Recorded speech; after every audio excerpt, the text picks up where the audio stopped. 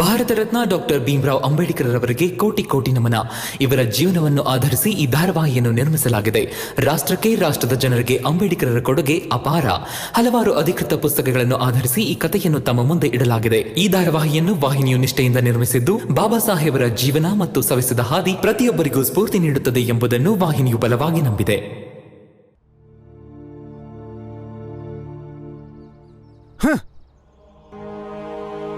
ಇವನು ಸ್ವಲ್ಪನಾದ್ರೂ ಬರ್ತಿದ್ದಾನೆ. ನೀನೇನಾದ್ರೂ ಬರ್ತಿದ್ದೀನೋ?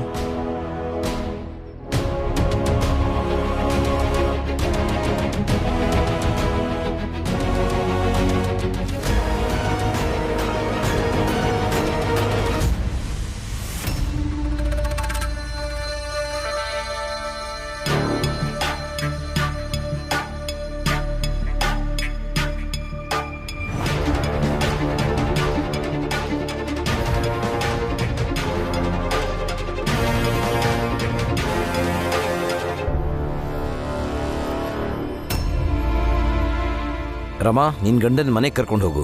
ಮುಂದಿನ ಪರೀಕ್ಷೆಗೆ ಚೆನ್ನಾಗಿ ಓದಿ ಒಳ್ಳೆ ಅಂಕ ಗಳಿಸ್ಲಿ. ಧನ್ಯವಾದ ಸರ್.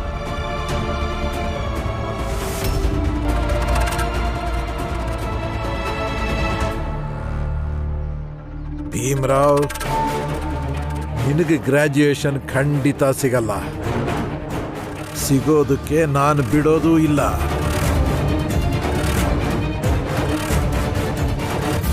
ಅಪ್ಪ, ಭೀಮರಾವ್ 45 ನಿಮಿಷ ತಡವಾಗಿ ಬಂದ.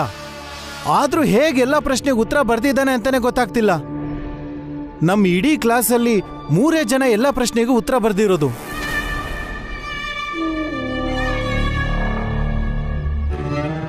ಇದ್ಯಾಕೋ ಸರಿ ಹೋಗ್ತಿಲ್ಲ. ಇಡೀ ಜಗತ್ತೇ ಸರಿಯಾದ ಉತ್ತರ ಬರೆದ್ರೂ ಪರವಾಗಿಲ್ಲ, ಆದ್ರೆ ಆ ಭೀಮರಾವ್ ಮಾತ್ರ ಬರಿಬಾರ್ದಾಗಿತ್ತು. ಆದ್ರೆ ಅಪ್ಪ, ಈ ಭೀಮರಾವ್ ತಲೆ ಒಳಗೆ ಹೋಗಿ ಅವನ್ನ ತಡೆಯಕ್ಕಂತೂ ಆಗಲ್ವಲ್ಲ? ಅದು ಸರಿನೇ ಮಗನೇ, ಆದ್ರೆ ನಾವೇನಾದ್ರೂ ಮಾಡ್ಬೇಕಲ್ಲ.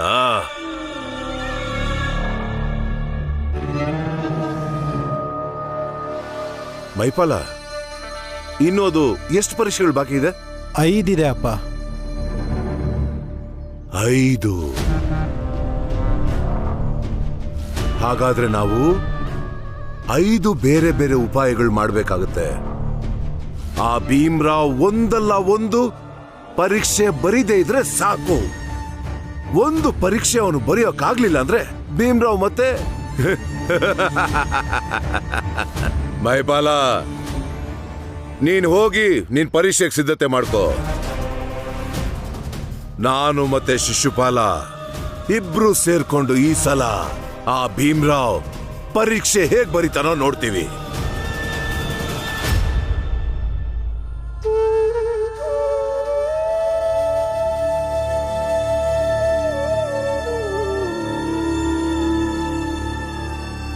ಇನ್ನು ನಿಮ್ಗೆ 5 ಪರೀಕ್ಷೆ ಬಾಕಿ ಇದೆ ಅಲ್ವಾ?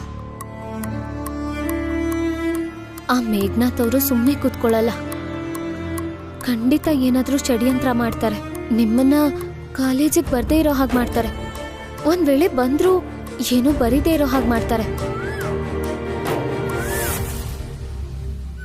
ರಮಾ, ಮೇಘನಾಥ್ ಅವರು ಮತ್ತವರಿಬ್ರು ಮಕ್ಕಳು. ಅದೇನಾದ್ರೂ ಮಾಡ್ಕೊಳ್ಳಿ, ಆದ್ರೆ ನನ್ನ ಫೇಲ್ ಮಾಡಕ್ಕಂತೂ ಆಗಲ್ಲ. ಯಾಕೆ ಹೇಳು? ಯಾಕಂದ್ರೆ ನನ್ನ ಜೊತೆ ನೀನಿದ್ಯಾ. ನೋವಿಗೆ ಹೆದರ್ಕೊಂಡು ಕೂರೋರ್ಗೆ ಜಗತ್ನಲ್ಲಿ ಎಲ್ಲೂ ಔಷಧಿ ಸಿಗಲ್ಲ.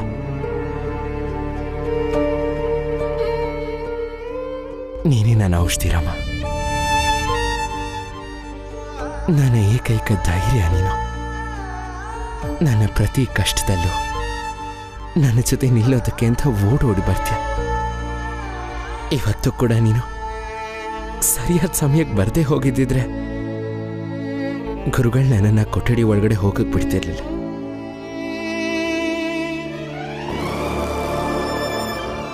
ನನ್ನ ಡಿಗ್ರಿ ಬಂದಾಗ ಅದರಲ್ಲಿ ಕೆಲವು ಅಂಕಗಳು ನಮೂದಾಗಿರುತ್ತೆ. ಆದರೆ ಡಿಗ್ರಿ ಅಂಕಗಳಲ್ಲಿ ಅರ್ಧದಷ್ಟು ನಿನ್ನ ಧೈರ್ಯ ಮತ್ತೆ ಸಹಕಾರದಿಂದ ನಾನು ಪಡೆದಿದ್ದೀನಿ ಅಂತ ಅದರಲ್ಲಿ ಪಡೆದಿರೋದಿಲ್ಲ ರಾಮ. ಪ್ರತಿ ಪರಿಸ್ಥಿತಿಲೂ ಪ್ರತಿ ಸಂಘರ್ಷದಲ್ಲೂ ನನ್ನ ಪ್ರತಿ ಗೆಲುವಲ್ಲೂ ಹೆಗ್ಲಿಗೆ ಹೆಗ್ಲು ಕೊಟ್ಟು ನಿಂತಿದ್ಯಾ ನೀನು. ನನಗೋಸ್ಕರ ಹೋರಾಟ ಮಾಡಿದ್ಯಾ, ನನ್ನ ಜೀವ ಉಳಿಸಿದ್ಯಾ. ಜನರಿಗೆ ನನ್ನ ಗೆಲುವು ಮಾತ್ರ ಕಾಣುತ್ತೆ. ಜನ ನನಗೆ ಅಭಿನಂದನೆ ಸಲ್ಲಿಸ್ತಾರೆ.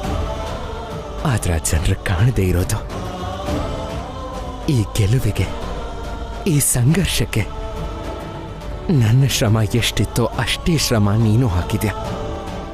ಅದನ್ನ ಹೀಗೂ ಹೇಳ್ಬೋದು, ನನ್ನ ಶ್ರಮಕ್ಕಿಂತ ನಿನ್ನ ಶ್ರಮ ಬಹಳ ಹೆಚ್ಚಾಗಿದೆ ರಮ. ಪ್ರತಿ ಹೋರಾಟದಲ್ಲೂ ಪ್ರತಿ ಗೆಲುವಲ್ಲೂ ನಿನ್ನ ತ್ಯಾಗ ಬಹಳ ದೊಡ್ಡದು ರಮ.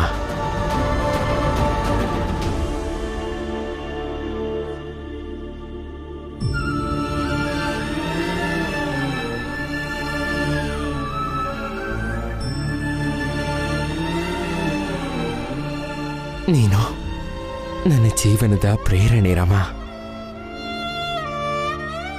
Thank you.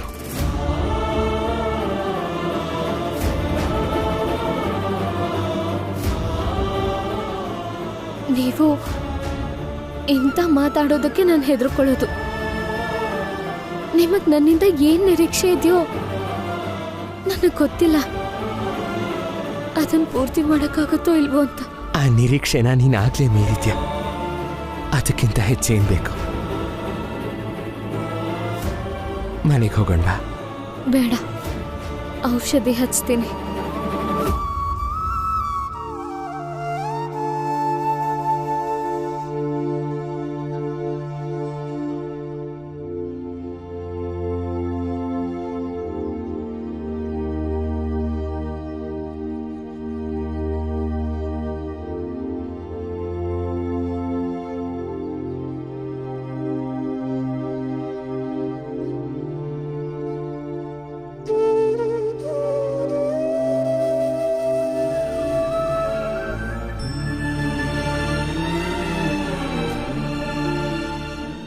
ಮಗನೇ ಭೀಮಾ, ಸಣ್ಣ ವಯಸ್ಸಿಂದ ಇಲ್ಲಿ ತನಕ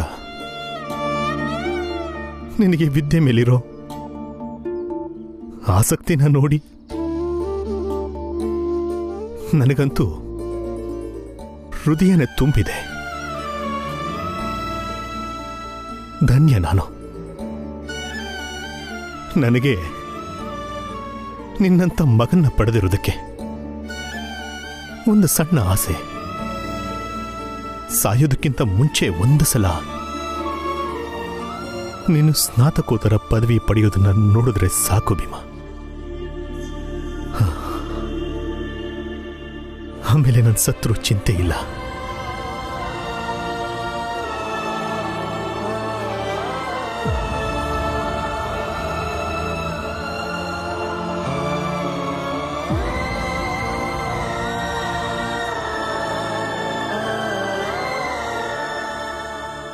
ನಡೀರಿ, ಮುಂದಿನ ಪರೀಕ್ಷೆಗೆ ಓದ್ಕೋಬೇಕು ನೀವು.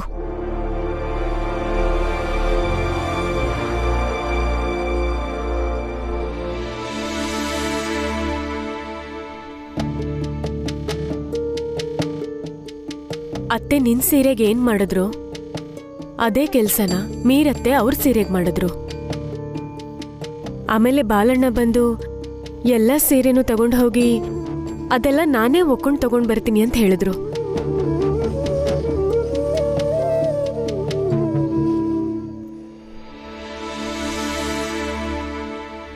ರಮ್ಮ, ಇದು ನಿನ್ನ ಸೀರೆ. ಲಕ್ಷ್ಮಿ, ಇದನ್ನ ಅಮ್ಮಂಗೆ ಕೊಡು. ಎಲ್ಲ ಸೀರೆ ಒಗ್ದಿದೆ, ನಾನು ಬರ್ತೀನಿ. ಬಾಲಣ್ಣ, ಅಪ್ಪನ ಬಗ್ಗೆ ಏನಾದರೂ ಬಂತ ವಿಷಯ? ಇಲ್ಲ, ಇನ್ನೂ ವಿಷಯ ಬಂದಿಲ್ಲ. ಆದರೆ ನೀವೇನು ಚಿಂತೆ ಮಾಡಬೇಡಿ, ಅವ್ರು ಎಲ್ಲೇ ಇದ್ರೂ ಚೆನ್ನಾಗಿರ್ತಾರೆ. ನಾನು ಹುಡುಕ್ತಿದ್ದೀನಿ. ವಿಷಯ ಬಂದ ಕೂಡಲೇ ನಾನು ಬಂದು ಹೇಳ್ತೀನಿ. ಭೀಮಾ, ಕೈಲೇನು ಗಾಯ? ಇದೇನಿಲ್ಲ ಅಣ್ಣ, ಕಾಲೇಜಿಗೆ ಹೋಗ್ತಾ ಬಿದ್ದುಬಿಟ್ಟೆ. ಸ್ವಲ್ಪ ಏಟಾಗಿದೆ ಅಷ್ಟೆ. ಸರಿ, ಹುಷಾರಾಗಿ ಓಡಾಡು.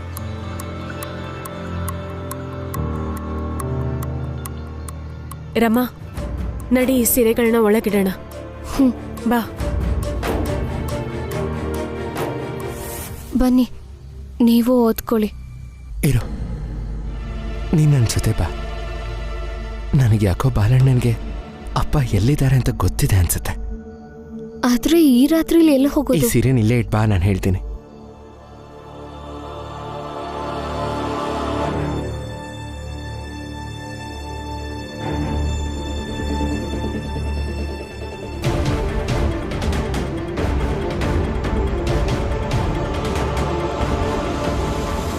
ರಮಾ, ನನಗೆ ಯಾಕೋ ಬಾಲಣ್ಣನಿಗೆ ಅಪ್ಪ ಎಲ್ಲಿದ್ದಾರೆ ಅಂತ ಗೊತ್ತಿದೆ ಅನ್ಸುತ್ತೆ. ನಿಮಗೆ ಯಾಕೆ ಹಾಗನ್ನಿಸ್ತಿದೆ? ಯಾಕಂದ್ರೆ ಅಪ್ಪನ ಬಗ್ಗೆ ನಾವು ವಿಷಯ ತೆಗೆದಾಗೆಲ್ಲ ನಮ್ಮಲ್ಲಿರೋ ಆತಂಕ ಬಾಲಣ್ಣನ ಮುಖದಲ್ಲಿ ಕಾಣಿಸ್ತಿರಲ್ಲ. ಮಾವ ಸಿಕ್ಕಿದ್ರೆ ತುಂಬಾನೇ ಒಳ್ಳೇದು. ನಡಿ.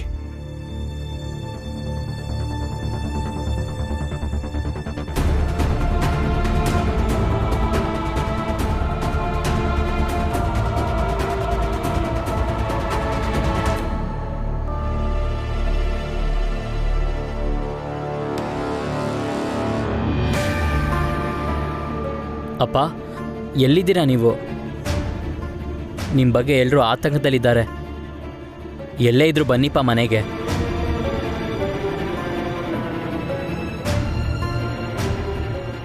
ನೋಡಿ, ಬಾಲಣ್ಣಂಗೂ ಗೊತ್ತಿಲ್ಲ ಮಾವ ಎಲ್ಲಿದ್ದಾರೆ ಅಂತ. ನಡೀರಿ ಮನೆಗೆ.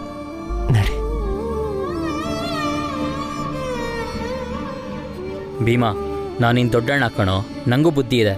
ನೀನು ಎಲ್ಲಿ, ಯಾವಾಗ, ಹೇಗೆ ತಲೆ ಓಡಿಸ್ತೀಯಾ ಅಂತ ನನಗೂ ಗೊತ್ತಾಗುತ್ತೆ. ನೀನು ಯಾವತ್ತೋ ಒಂದಿನ ಅಪ್ಪನ ಹುಡುಕ್ತಾ ನಾನು ಹಿಂದೆ ಬಂದೇ ಬರ್ತೀಯ ಅಂತ ನನಗೆ ತುಂಬ ಚೆನ್ನಾಗಿ ಗೊತ್ತಿದೆ.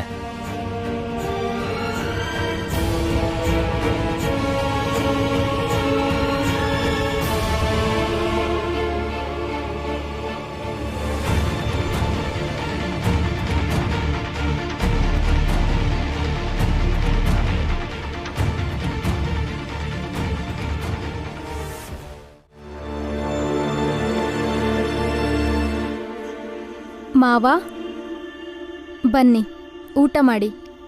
ಕರುಣಾ, ಬಾಲ ಬಂದಮೇಲೆ ಅವನ ಜೊತೆ ಕೂತ್ಕೊಂಡು ಊಟ ಮಾಡ್ತೀನಿ.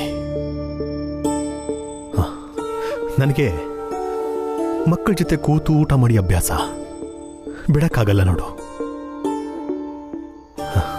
ಅಲ್ಲಿ ಮನೇಲಿ ಭೀಮಾ, ಆನಂದ ಇದ್ರು. ಆದರೆ ಈಗ ಇಲ್ಲಿ ನಾನು ಬಾಲನ್ ಜೊತೆ ಇದ್ದೀನಿ. ಹಾಗೆ ನನಗೊಂದು ಅವಕಾಶ ಸಿಕ್ಕಿದೆ ಬಾಲನ್ ಜೊತೆ ಇರೋದಕ್ಕೆ. ಈಗ ನನಗೆ ಸ್ವಲ್ಪ ಪ್ರೀತಿನ ಬಾಲಂಗೂ ತೋರಿಸೋ ಭಾಗ್ಯ ಸಿಕ್ಕಿದೆ.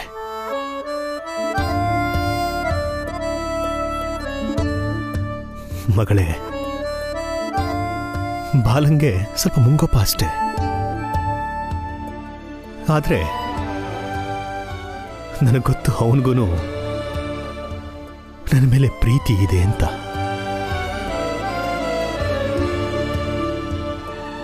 ಎಲ್ಲ ಅಂದಿದ್ರೆ ನನಗವನು ಔಷಧಿ ಕೊಡ್ಸೋದಕ್ಕೆ ಓಡಾಡ್ತಾ ಇರಲಿಲ್ಲ.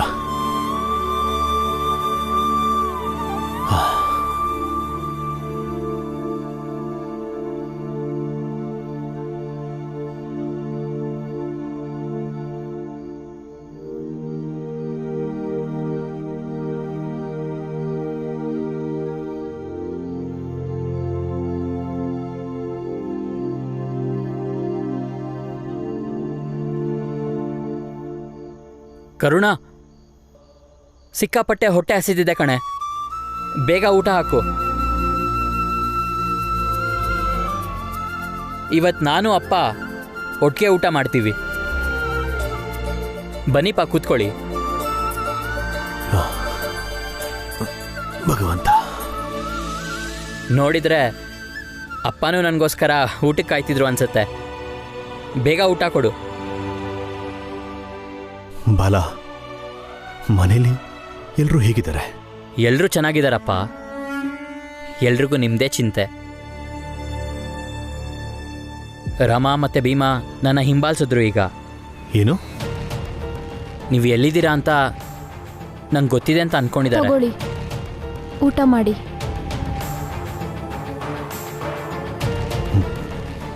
ಬಾಲ, ಭೀಮನ್ಗೆ ಸಣ್ಣ ಅನುಮಾನ ಬಂದರೂ ಕೂಡ ಅವನು ಇಲ್ಲಿಗೆ ಬಂದರೂ ಬರ್ಬೋದೇನೋ. ಅದೆಂಗೆ ಬಂದ್ಬಿಡ್ತಾನಪ್ಪ ಅವನು? ನಾನಂತೂ ಅವನು ದೊಡ್ಡಣ್ಣ. ದಾರಿ ತಪ್ಪಿಸಿ ಬಂದಿದ್ದೀನಿ ಈಗ. ಅವ್ರ ಮನೆಗೆ ಹೋದ್ರು. ಆದರೆ ನಾನಿನ್ ತಮ್ಮ ಅಲ್ವಾ ಬಾಲಣ್ಣ?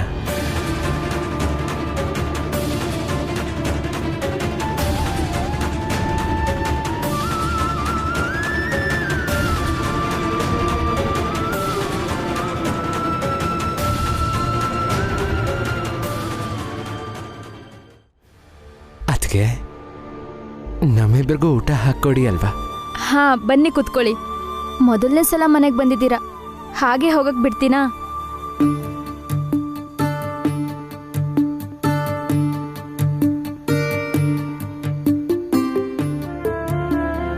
ಹೇಗಿದ್ದೀರಾ ಅಪ್ಪ? ಚೆನ್ನಾಗಿದ್ದೀನಿ.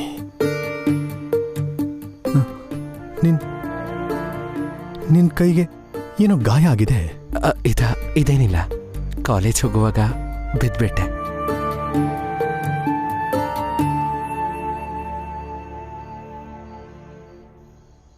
ಬಾಲಣ್ಣ, ಅಪ್ಪನ್ನ ನೀನು ನಿಮ್ಮನೆ ಕರ್ಕೊಂಬಂದು ನೀನು ಯಾವ ತಪ್ಪು ಮಾಡಿಲ್ಲ. ಆದ್ರೆ ನನಗನ್ಸುತ್ತೆ ನೀನು ನಮ್ಮೆಲ್ಲರ ಹತ್ರ ಒಂದು ಮಾತು ಹೇಳ್ಬೋದಿತ್ತು ಅಂತ. ಹೇಗೆ ಹೇಳಬೇಕಿತ್ತು ಭೀಮಾ? ನಾನು ಎಲ್ರಿಗೂ ಹೇಳಿದ್ರೆ ಅಮ್ಮ ಅಪ್ಪನಿಲ್ಲಿ ಕರ್ಕೊಂಬರಕ್ಕೆ ಬಿಡ್ತಿದ್ರಾ? ಒಪ್ತಿರ್ಲಿಲ್ಲ ಸರಿ, ಆದ್ರೆ ಅಪ್ಪ ಎಲ್ಲಿದ್ದಾರೆ ಅಂತ ತಿಳ್ಕೊಳ್ಳೋ ಹಕ್ಕು ಅವ್ರಿಗೂ ಇರುತ್ತಲ್ವಾ? ಭೀಮಾ, ನನ್ನ ಮೇಲೆ ಯಾವುದೇ ರೀತಿ ಜೀಜಾಬಾಯಿಗೆ ಹಕ್ಕಿಲ್ಲ. ಖಂಡಿತ ಇದೆಯಪ್ಪ. ಅದೇಗಿಲ್ದೆ ಇರೋದಕ್ಕೆ ಸಾಧ್ಯ? ನಿಮ್ಮ ಪತ್ನಿಯವರು ನಿಮ್ಮ ಮನೇಲಿಲ್ದೆ ಅವರಲ್ಲಿ ಖುಷಿಯಾಗಿದ್ದಾರೆ ಅಂತಲ್ಲ, ಅವ್ರಿಗೂ ನಿಮ್ಮ ಬಗ್ಗೆ ಚಿಂತೆ ಇದೆ, ಕಾಳಜಿ ಇದೆ, ಆತಂಕ ಇದೆ. ಆಯ್ತಾ?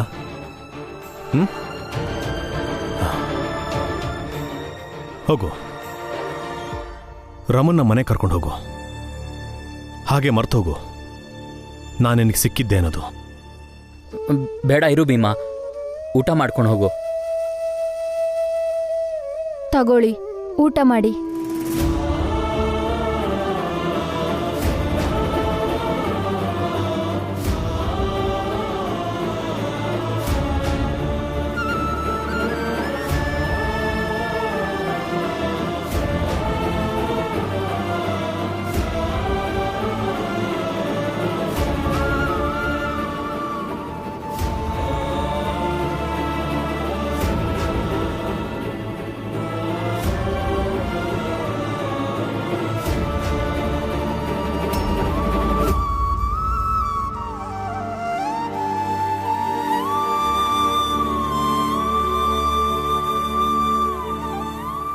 ಅಪ್ಪ, ನೀವಿಲ್ಲಿಗೆ ಬಂದಿರೋದು ನನಗೂ ರಮಂಗೂ ಈಗ ಗೊತ್ತಾಗಿದೆ.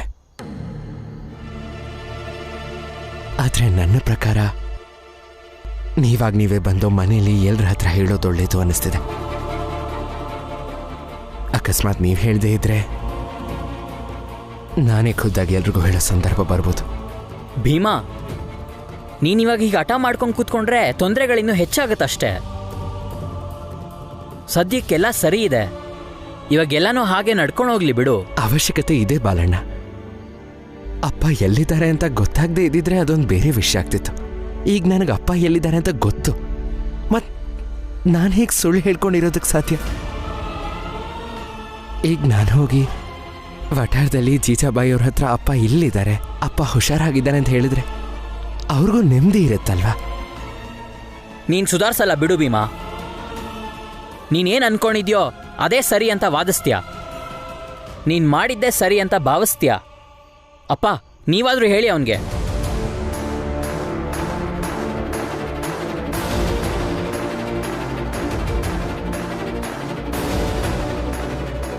ಹೊರಗೂ ಇಲ್ಲ, ಎಲ್ಲಿ ಹೋದ್ರು ಗೊತ್ತಾಗ್ತಿಲ್ವೇ? ಈಗ ಇಲ್ಲೇ ನಮ್ಮ ಜೊತೆನೇ ಇದ್ರಲ್ಲ, ಅಷ್ಟು ಬೇಗ ಎಲ್ಲಿ ಹೋದ್ರು? ಅದೇ ನಂಗೂ ತಿಳಿತಿಲ್ಲ ಲಕ್ಷ್ಮಿ. ಭೀಮಾ ಹೇಳ್ದೆ ಕೇಳದೆ ಯಾವತ್ತೂ ಹೋಗೋನಲ್ಲ.